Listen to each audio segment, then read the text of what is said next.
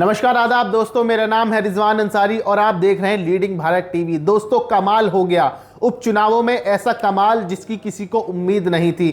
उम्मीद इसलिए नहीं थी क्योंकि उपचुनाव में जो योगी आदित्यनाथ का नारा था, बटोगे तो कटोगे, वो सुपर हिट होता हुआ नजर आ रहा है। क्योंकि 9 सीटों पर जो उपचुनाव हुआ है, 9 में से 6 सीटों पर भारतीय जनता पार्टी इस वक्त बढ़त बनाए हुए है। यानी 6 की 6 सीट ऐसी हैं जहां पर भारतीय जनता पार्टी का भगवा झंडा लहराने जा रहा है। 9 में से अभी तक सिर्फ 1 सीट ऐसी है जिस पर जीत घोषित हुई है और वो है समाजवादी पार्टी की कानपुर की सीसामऊ सीट। सीसामऊ सीट ये वही सीट है जहां पर नसीम सोलंकी, जो इरफान सोलंकी की बीवी हैं, उनको जीत हासिल हुई है और बाकी बची 8 सीटों पर अभी लगातार काउंटिंग जारी है। लेकिन एक सबसे बड़ी बात यह हुई है इन उपचुनावों में, एक ऐसी सीट जिसको भारतीय जनता पार्टी जीतने के लिए असंभव माना जाता था।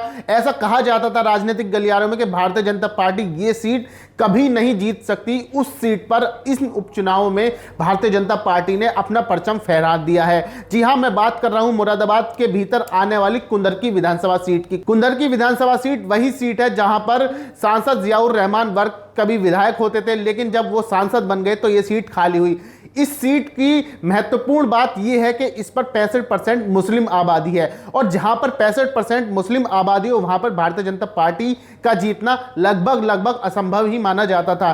साल 1993 के बाद से यहां पर एक भी बार भारतीय जनता पार्टी का कमल नहीं खिला, लेकिन इन साल 2024 के उपचुनावों में यह भी संभव होता दिखाई दे रहा है। जिस तरह पूरी भारतीय जनता पार्टी की लॉबी ने कुंदरकी में एक एक करके जनसभाएं की, खुद योगी आदित्यनाथ गाहे बगाहे वहां जाते रहते थे और जो पूरी बीजेपी का कैडर था खुद कुंदरकी में एक्टिव हुआ। खुद आरएसएस जो था, आरएसएस का संघ प्रणाली जो है, जो घर घर डोर टू डोर कैंपेन करा, उससे भी कुंदरकी में इतना ऐतिहासिक वोट परसेंट मिला है। जी हां, आपको बता दें अभी जिस वक्त मैं और आप बात कर रहे हैं तो 11 राउंड की वोटिंग हो चुकी है और कुंदरकी से भाजपा के प्रत्याशी ठाकुर रामवीर सिंह को 71,000 से ज्यादा वोट मिले और समाजवादी पार्टी के जो विधायक प्रत्याशी हैं हाजी रिजवान को सिर्फ 10,000 वोट मिले। जी हां, ये फासला इतना बड़ा है कि कितने ही राउंड की काउंटिंग और थी क्यों ना हो जाए कि ये फासला कम होता हुआ नजर आ रहा है। और